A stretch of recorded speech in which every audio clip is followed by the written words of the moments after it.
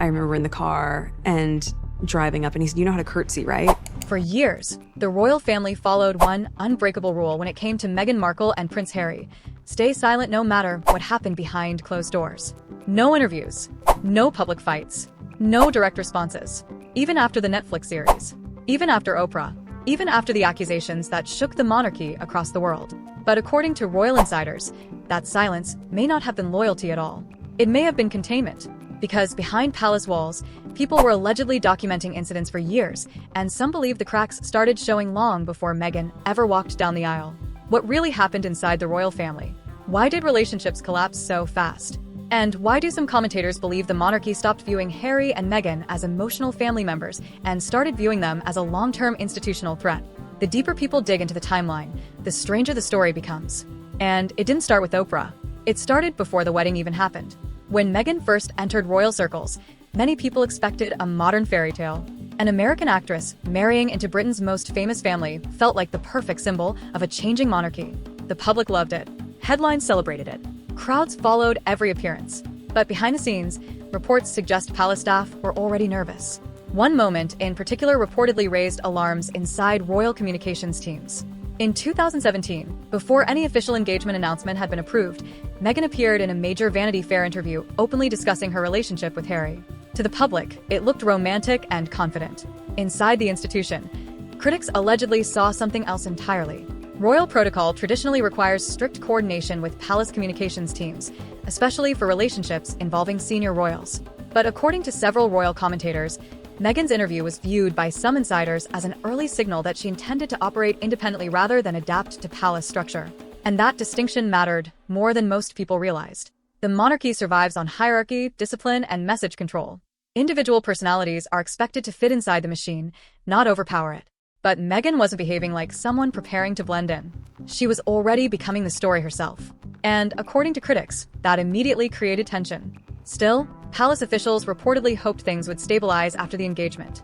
Publicly, everything appeared perfect. The engagement interview performed incredibly well, crowds adored the couple, and the wedding preparations became a global spectacle. But then came the incident that royal watchers still debate years later: the tiara controversy. Reports began surfacing that Meghan wanted a specific tiara from the royal collection for the wedding ceremony, but the request was denied. Multiple versions of the story circulated online. Some blamed palace tradition. Others claimed there were disputes involving scheduling, security procedures, and approval processes. Then rumors exploded that Harry became furious with palace staff during the disagreement. The palace never fully explained what happened, and that silence created even more speculation. Some royal commentators claimed the incident exposed a growing divide between Harry and palace officials.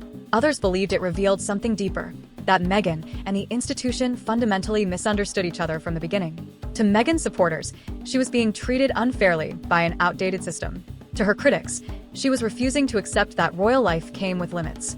Either way, insiders later claimed that the wedding period was when some staff members quietly realized the situation might become far more difficult than anyone expected.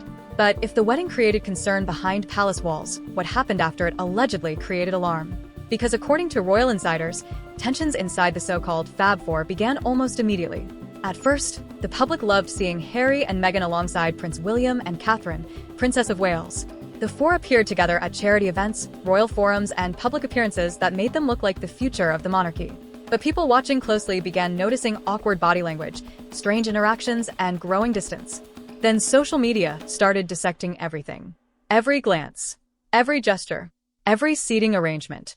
Some critics accused Meghan of trying too hard to dominate public attention during joint appearances.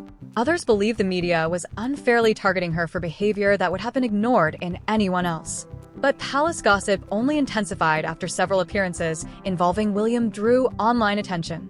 At one event, commentators obsessively analyzed brief physical interactions between Meghan and William. At another, critics claimed Meghan interrupted Catherine repeatedly during public discussions. None of it was officially confirmed as wrongdoing, but the perception of rivalry had already started spreading online. And inside royal circles, perception is dangerous. Because once the public starts sensing tension, every interaction becomes evidence. And according to reports, palace staff were already dealing with growing internal complaints at the same time. By 2021, allegations surrounding Meghan's treatment of royal staff exploded into international headlines. Reports claimed formal complaints had been filed involving bullying accusations and emotional distress among employees working for the Sussex household. Meghan denied the allegations. Her team argued the claims were part of a coordinated smear campaign designed to damage her reputation before the Oprah interview aired. But regardless of which side people believed, the damage was massive. Suddenly, the story was no longer about a glamorous royal couple modernizing the monarchy. It became a story about dysfunction, leaks, internal warfare, and collapsing trust. And according to some royal commentators, the palace's biggest fear wasn't embarrassment anymore. It was loss of control, because insiders began claiming Meghan bypassed traditional palace communication structures entirely. There were growing rumors about private conversations reaching American media outlets, strategic media relationships forming behind the scenes, and palace officials losing the ability to contain narratives once they became public. At the same time, Harry's relationship with his family appeared to be deteriorating rapidly, especially with William. For years, the brothers had been seen as inseparable. After losing their mother, Princess Diana, the public viewed William and Harry as emotionally bonded for life, which made the fallout even more shocking. According to multiple reports, communication between the brothers became increasingly strained during 2019 and 2020. Meetings reportedly became tense. Trust reportedly collapsed. And insiders began describing Harry as emotionally isolated from the rest of the family. Critics blamed Meghan for driving a wedge between Harry and the monarchy. Supporters argued Harry had finally escaped a toxic institution that had controlled him his entire life. But one thing was undeniable. The separation became complete. Then came Megxit, and everything went nuclear. The Oprah interview changed the monarchy forever. For the first time, Harry and Meghan publicly accused the royal institution of emotional cruelty, lack of support, and conversations involving concerns about their unborn child's skin color. The interview detonated across the world instantly. To supporters, it was brave. To critics, it was betrayal. And timing made the backlash even worse. The interview aired while Prince Philip was seriously ill, leading many royal loyalists to accuse the couple of deliberately choosing a moment when the palace was vulnerable. Then came Netflix. Then Spotify, then memoirs, then more interviews.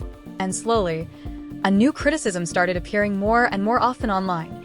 If Harry and Meghan hated the royal institution so deeply, why did every major business project still revolve around it? That question followed the couple everywhere. Critics accused them of monetizing royal conflict while simultaneously condemning the monarchy itself. Every documentary release, every interview, every public appearance reignited debate about whether the Sussex brand could survive without constant connection to royal drama. And eventually, even major business partnerships began cooling. Public opinion shifted sharply in both the UK and parts of the US. Meanwhile, the royal family responded with something almost eerie: silence. No explosive interviews, no public counterattacks, no emotional press conferences, just distance. And according to many royal analysts, that silence was strategic. The monarchy understood something important. Fighting publicly with Harry and Meghan would only keep the conflict alive. So instead, they focused on appearances, ceremonies, charities, diplomacy, and routine public service. They simply kept moving forward. And over time, that contrast became impossible to ignore. While Harry and Meghan continued telling their story through media projects, William and Catherine focused on slowly rebuilding the image of stability around the crown. That difference became the real battle. Not left versus right. Not America versus Britain, but celebrity culture versus institutional survival. One side thrived on visibility, disruption, and emotional openness. The other survived through restraint, patience, and silence. And according to critics, that silence ultimately became devastating. Because eventually, the public stopped waiting for the monarchy to respond. They made up their own minds. Today, the divide inside the royal family appears deeper than ever. Reconciliation rumors continue to surface constantly, but insiders repeatedly claim trust has been shattered beyond repair. And maybe that's the strangest part of the entire story. This was never just a family argument. It became a global battle over image, influence, loyalty, victimhood, power, and control of the narrative itself. Maybe the full truth will never become public. Maybe every side is hiding something. But one thing is certain: the moment Harry and Meghan left the palace, the monarchy stopped treating the situation like private family drama and started treating it like a permanent crisis of survival.